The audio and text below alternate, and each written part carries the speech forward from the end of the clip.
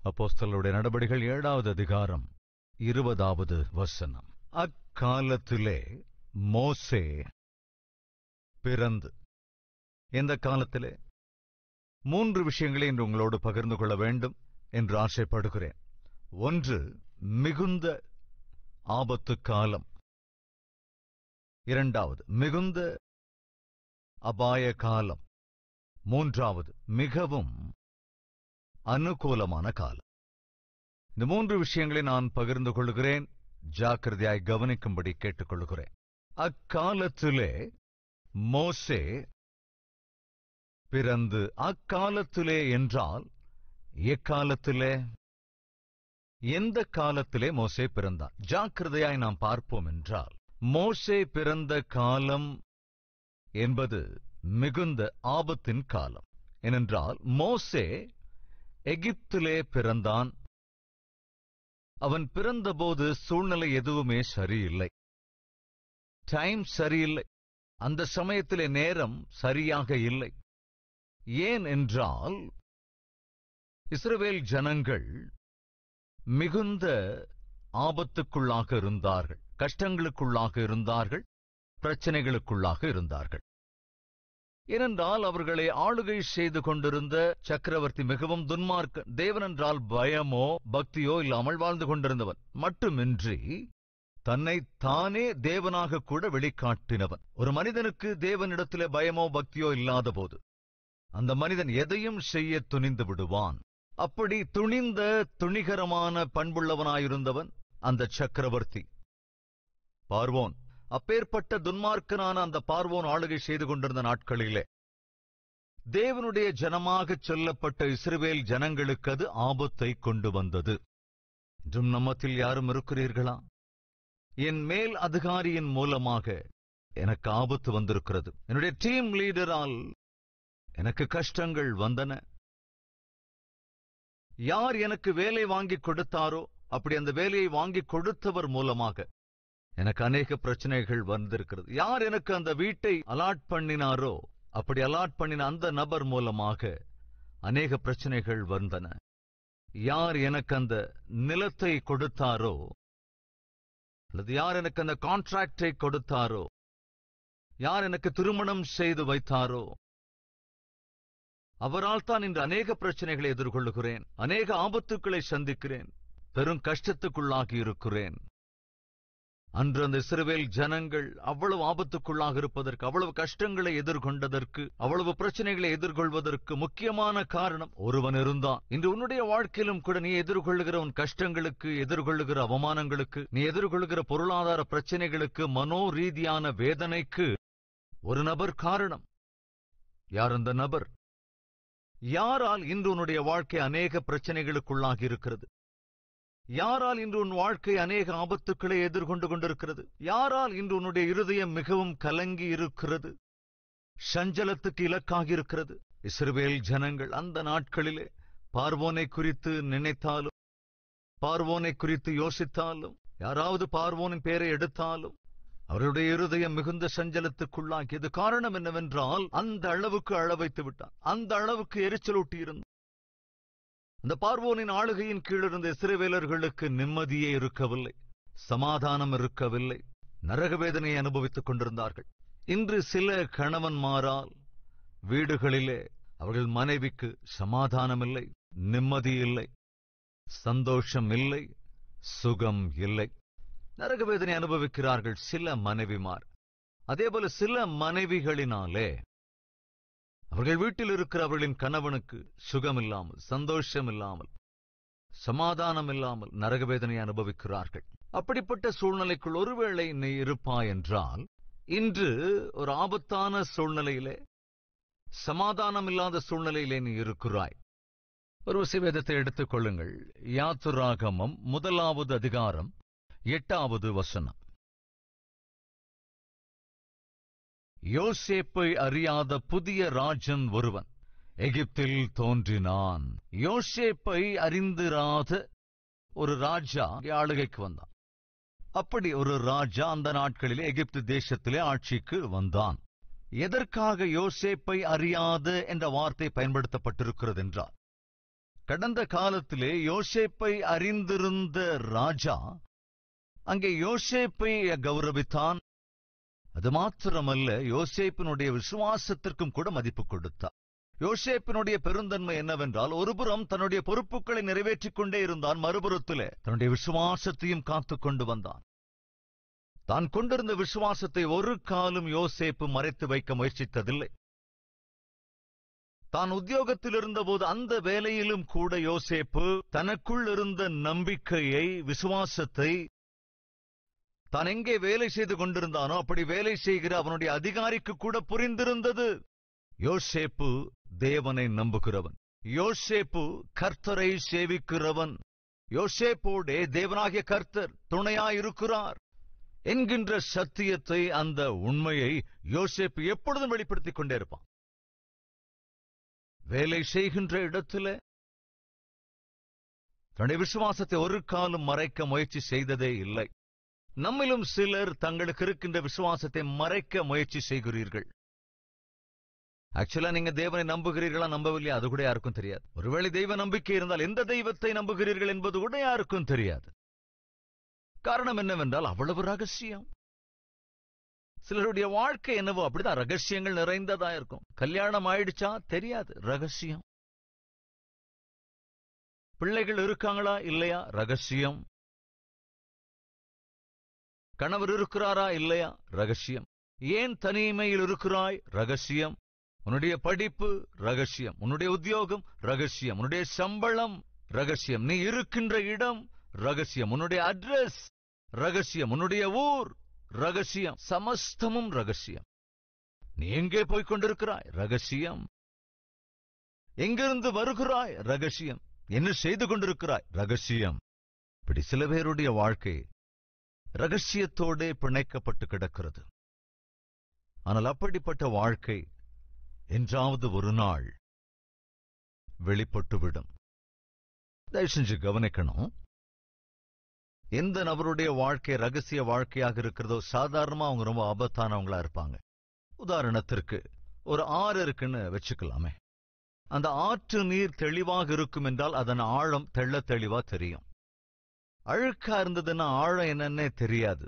ஒருவேளை காலை நம்ம வச்சோம்னா மூழ்கி போயிடுவோமோ தெரியாது, மூழ்க மாட்டோமோ தெரியாது, உள்ள போயிடுவோமோ தெரியாது, இல்ல வெளியே வந்துருவோமோ தெரியாது. காரணம் என்னவென்றால் அந்த தண்ணீர் கலங்கி இருப்பதனால அதன் ஆழம் நமக்கு தெரியவே தெரியாது. எனவே அது ரொம்ப ஆபத்தானது. ஒரு மனிதனுடைய தனிப்பட்ட கவனிங்க, ஒரு மனிதனுடைய குணம் என்பது பிறருக்கு மூடி மறைத்ததாக இருக்கும் என்றால் அது ரொம்ப ஆபத்துங்க. சில நேரங்களில் சிலரை பார்த்து நாம பேசும்போது சொல்லுவோம், ரொம்ப பிளெயின் பர்சனுங்க, ரொம்ப டிரான்ஸ்பரண்ட் பர்சனுங்க என்றெல்லாம் சொல்லுவோம் இல்லையா? யாரை குறித்து இந்த சாட்சி சொல்லப்படுகிறதோ அவர் ரொம்ப பிளெயின் ஹார்ட்டட் மேனுங்க, கலப்படம் இல்லாத ஒரு மனிதன், யுக்தி தந்திரம் இல்லாத ஒரு மனிதன், ரொம்ப பிளெயினா தான் பேசுவாருங்க. அது மாத்திரம் இல்ல, ரொம்ப டிரான்ஸ்பரண்டா இருப்பார், எதையுமே மறைக்க மாட்டாருங்க.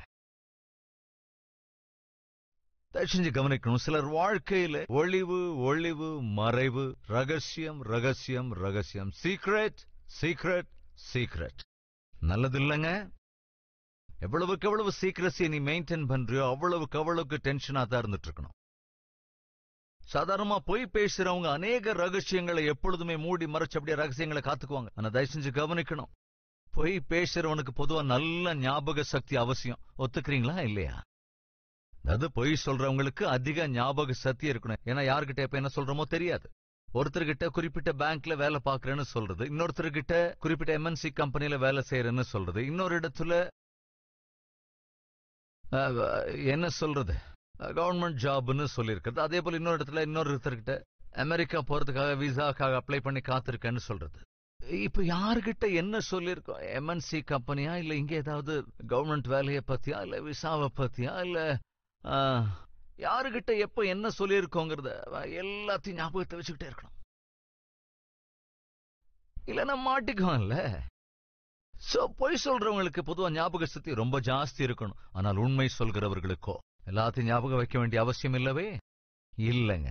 நிம்மதியா அவரால் வாழ முடியும். இன்னும் நம்மத்தில் யாராவது இருக்கிறீங்களா? பொய்யை பேசிக்கொண்டே இருக்கிறவர்கள், பொய்யையே சார்ந்து வாழ்ந்து கொண்டிருக்கின்றவர்கள், தயவு செஞ்சு கவனிக்கணும். மோசே பிறந்த காலத்தை குறித்து நான் பேச ஆரம்பித்தேன். அது ஆபத்தான காலம். ஏன் அது ஆபத்தான காலம் என்றால், அப்பொழுது ஆளுகை செய்தவன் மிகுந்த துன்மார்க்கன். அந்த துன்மார்க்கனுடைய ஆட்சியின் கீழ் இருப்பவர்கள் ஆபத்துக்குள்ளாக இருந்தார்கள். யார் அந்த துன்மார்க்கன் என்றால், யோசேப்பை அறியாதிருந்த ஒரு துன்மார்க்கன். எதற்காக யோசேப்பை குறித்து அங்கே சொல்லப்பட்டதென்றால், யோசேப்பு இருக்கிற காலமெல்லாம் ஜனங்கள் ரொம்ப நிம்மதியா இருந்தாங்க.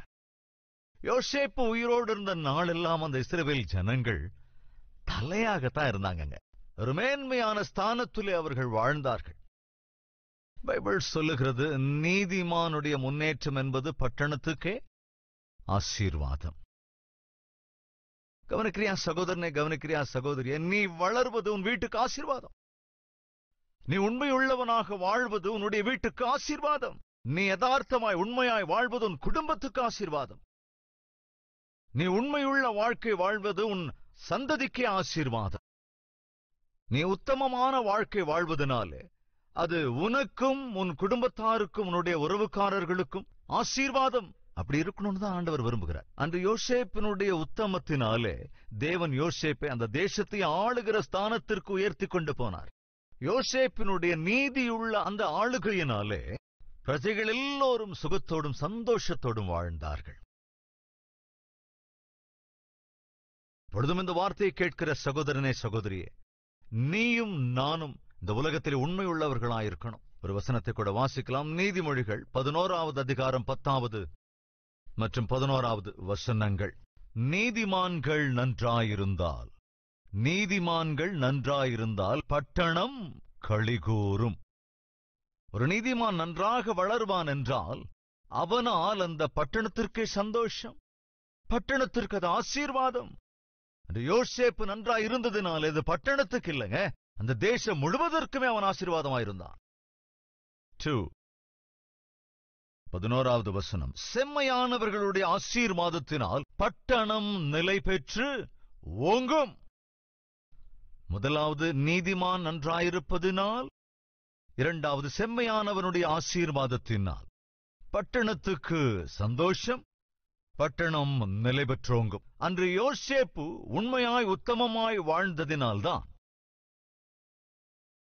தேசத்திற்கே சந்தோஷத்தை பகிர்ந்து கொடுத்தான். ஆபத்து காலம் வந்தபோது, பெரும் பஞ்ச காலம் வந்தபோது, கஷ்ட காலம் வந்தபோது, கவனிங்க, யோசேப்புக்கு தேவன் தந்தளின ஞானத்தினாலே எகிப்து தேசத்தை சுற்றியுள்ள எல்லா தேசங்களிலும் பஞ்சம் இருந்தது. பட்டினி தலைவிரித்தாடியதானால் எகிப்து தேசத்தில் மாத்திரம் சாப்பிட ஆகாரம் இருந்ததுங்க. காரணம் என்னங்க? யோசேப்பு. காரணம் என்னவென்றால், யோசேப்பு தான் எங்கே இருந்தாலும் அங்கே தேவனை வெளிப்படுத்தினான். தனக்குள்ளிருந்த விசுவாசத்தை ஒருபோதுமே யோசேப்பு மறைத்து வைத்ததே கிடையாது. 39வது அதிகாரத்தில் நாம் பார்க்க முடியும், யோசேப்பு செய்த எல்லாவற்றையும் தேவனாகிய கர்த்தர் ஆசீர்வதிக்கிறார் என்றும், யோசேப்போடே கூட கர்த்தர் இருக்கிறார் என்பதையும், அதேபோல் அவன் செய்கிற எல்லாவற்றையும் கர்த்தர் யோசேப்புக்கு வாய்க்க பண்ணுகிறார் என்பதையும் போத்திஃபர் என்கிற எஜமானன் கண்டு, யோசேப்பு கர்த்தர் பிரிக்க முடியாத பந்தம் அவர்களின் பந்தம். எங்கே யோசேப்பு இருக்கிறானோ அங்கே கர்த்தர், எங்கே கர்த்தர் இருக்கிறாரோ அங்கே யோசேப்பு. ஆதியாகமம் 39 2 மற்றும் 3 வாசிக்கிறேன், கவனிங்க. கர்த்தர் யோசேப்போடே இருந்தார், அவன் காரிய சித்தியுள்ளவனானான். அவன் எகிப்தியனாகிய தன் எஜமானுடைய வீட்டிலே இருந்தான். கர்த்தர் அவனோடே இருக்கிறார் என்றும், அவன் செய்கிற யாவையும் கர்த்தர் வாய்க்க பண்ணுகிறார் என்றும் அவன் எஜமானன் கண்டு. யோசேப்பை குறித்து மாத்திரமே அல்ல, யோசேப்பினுடைய விசுவாசத்தை குறித்து மாத்திரமே அல்ல, யோசேப்பு சேவிக்கின்ற கர்த்தரை குறித்தும் கூட போத்திஃபாருக்கு தெரியும். அவனுடைய விசுவாசம் என்னவென்று தெரியும். அந்த விசுவாசத்துக்கு காரணராகிய தேவன் யார் என்பது கூட இந்த எஜமானுக்கு தெரியும். இன்று என்னுடைய கேள்வி, நீ எங்கே வேலை செய்கிறாயோ, எங்கே குடியிருக்கிறாய், அந்த இடத்துல இருக்கிறவர்களுக்கு உன் விசுவாசத்தை குறித்து தெரியுமா? உன் விசுவாசத்துக்கு காரணராக இருக்கிற அந்த ஜீவனுள்ள சர்வ சிருஷ்டி கர்த்தராகிய தேவனை குறித்து அவர்களுக்கு தெரியுமா? தெரியுங்க, என்ன சுற்றி இருக்கிறவங்களுக்கு எல்லாம் தெரியுங்க, நான் ஒரு கிறிஸ்டியன் தெரியுங்க. எப்படி தெரியும்? உன்னுடைய நல்ல வார்த்தைகளின் அடிப்படையில, அல்லது உன் நன்னடத்தையின் அடிப்படையில, உதவி செய்கிற நல்ல உள்ளத்தின் அடிப்படையில, நல்ல ஆலோசனை தருகிற உன் அறிவின் அடிப்படையில, எதன் அடிப்படையில் அவர்களுக்கு தெரிந்தது நீ ஒரு கிறிஸ்தவன் என்றும் கிறிஸ்தவள் என்றும்? நான் சொல்லவா எதன் அடிப்படையிலங்கிறத? சண்டே வந்துட்டா பைபிள் எடுத்துட்டு வெளியே கிளம்புவ, அதை பார்த்து நீ கிறிஸ்டியன் நினைக்கிறாங்க. அல்லது சண்டே வந்துட்டு நம்முடைய வீடுகள்ல என்னைக்கு இல்லாத அளவுக்கு கிறிஸ்டியன் சாங்ஸ் பாடிக்கிட்டே இருக்கும். அதுக்கப்புறம் அடுத்த வாரம் தான் அந்த சீடி எடுக்கிறது. நம்மள நிறைய பேர் பண்டிகை கிறிஸ்தவர்கள், நம்மள நிறைய பேர் மோடி கிறிஸ்தவர்கள். அதாவது சடனா அவங்களுக்கு பக்தி வந்துடும், சடனா கிறிஸ்தவ பாடல்கள் எல்லாம் அப்படியே பாட ஆரம்பிக்கும், சடனா கிறிஸ்தவ சூழலுக்குள்ளாக அந்த வீடே அப்படியே மாறிடும். என்னுடைய கேள்வி, அன்பு சகோதரனே சகோதரியே, நீ செய்கிற பணிகளை கண்டு, அந்த பணியிலே இருக்கிற உன் நாணயத்தை கண்டு, அந்த பணிகள் எல்லாம் ஆசீர்வதிக்கப்படுகிறதை கண்டு, அடுத்தவர்களை காட்டிலும் நீ உண்மையாக இருப்பதை, நேர்மையாக இருப்பதை உனக்கு வேலை கொடுத்த அந்த நபர் கண்டு, மற்றவங்களை விட இவர் ரொம்ப உண்மையா இருக்காரு, நேர்மையா இருக்காரு, நல்ல நாணயத்தோட வேலை செய்யறாரு, இவர் இவ்வளவு டிஃபரெண்டா இருக்கிறதுக்கான காரணம் என்ன? அப்படி கேட்கும்போது யாராவது சொல்லணும், வேற ஒண்ணும் இல்ல சார், அவர் இயேசுவை நம்புகிறவர், அந்த இயேசு கிறிஸ்து அவனுக்குள் இருப்பதனால்தான் நம்ம எல்லோரையும் விட ஒரு தனித்துவமான வாழ்க்கை வாழ்றாரு, அதை விட ரொம்ப நேர்மையான வாழ்க்கை வாழ்றாரு, கரெக்டான வாழ்க்கை வாழ்றாரு.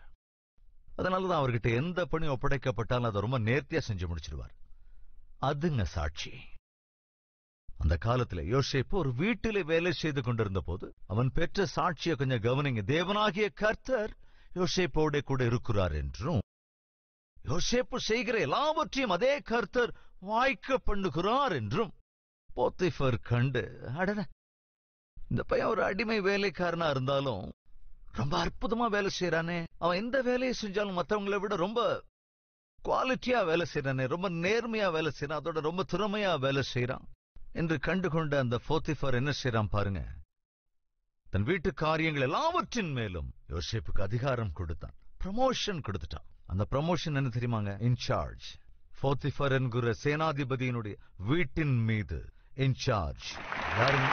யோசேப்பு. காரணம் என்ன? உண்மையும் உத்தமமும். காரணம், தனக்குள்ளிருந்த விசுவாசத்தை கிரியைகளில் காண்பித்ததான அந்த வாழ்க்கை. இன்னொரு முடிவெடுத்துக்குங்க, ஆண்டவரே, என்னுடைய கதைகளின் அடிப்படையில் அல்ல, எனக்குள்ளே கிறிஸ்தவத்தை பிறர் காண்பது கிரியைகளின் அடிப்படையில், என்னில் கிறிஸ்துவை என்னை சுற்றி இருக்கிறவர்கள் காண வேண்டும். அப்படிப்பட்ட வாழ்க்கை எனக்கு அருளுங்க ராஜா. என் விசுவாசத்தையும் என் விசுவாசத்திற்கு காரணராகிய உம்மையும் கிரியைகளிலே காண்பிக்கிற ஆவிக்குரிய நடத்தை எனக்கு அருளுங்க. நான் செய்கிற எல்லா வேலைகளும் நாணயத்தோடு இருக்க வேண்டும், நம்பிக்கைக்குரியதா இருக்க வேண்டும், நம்பிக்கைக்குரியவன் என்ற பெயர் பெற வேண்டும். அப்பேற்பட்ட ஆவிக்குரிய நடத்தை அருளுங்க ராஜா என்று விண்ணப்பம் செய்யலாமா? ஆம் என்பவர்கள் உங்கள் கரங்களை உயர்த்தி காண்பிக்கிறீர்களா?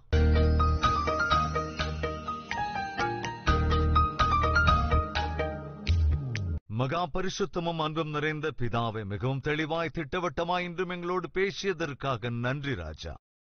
எங்கு இருக்கிறோமோ அங்கே எங்கள் விசுவாசம் அப்பா கிரியைகளில் வெளிப்பட வேண்டும். கிறிஸ்துவை எங்கள் கிரியைகளில் நாங்கள் வெளிக்காட்ட வேண்டும். அப்பேற்பட்ட ஆவிக்குரிய நடத்தி அருள வேண்டும் என்றும், அன்று யோசேப்பு வளர்ந்த போது அவனுடைய குடும்பம் எல்லாமே வளர்ந்தது. யோசேப்பை அறியாத ஒரு ராஜா வந்த வேளையில இஸ்ரவேல் ஜனங்கள் மிகவும் துன்பத்துக்கு ஆளானார்கள். ஆண்டவரே, உம்மை அறியாத கணவன் இருந்தாலும், உம்மை அறியாத மனைவி இருந்தாலும், உம்மை அறியாத தந்தையாக தாயாக இருந்தால் பிள்ளைகள் தவித்து விடுவார்களே, குடும்பம் தவிப்புக்கு ஆளாகி விடுமே. அப்படிப்பட்ட கணவனை சந்திங்க ஆண்டவரே, அப்படிப்பட்ட மனைவியை சந்திங்க ராஜா. உம்மை அறியாத கணவனை மாற்றுங்க ஐயா, உம்மை அறியாத மனைவியை சந்தித்து ரட்சிங்க ஆண்டவரே. உம்மை அறியாதிருக்கிற பிள்ளைகள் இந்த வேளையில் தரிசிக்கும்படி கெஞ்சுகிறேன். அவர்கள் கடின இருதயம் உள்ளவர்களாக இருந்து உம்மை விட்டு விலகாதபடி இந்த பிள்ளைகளுக்கு இறங்கி அவளை ரட்சித்துக் கொள்ள வேண்டும் என்று இயேசு கிறிஸ்துவின் நாமத்தில் வேண்டிக் கொள்கிறோம் பிதாவே. ஆமென்.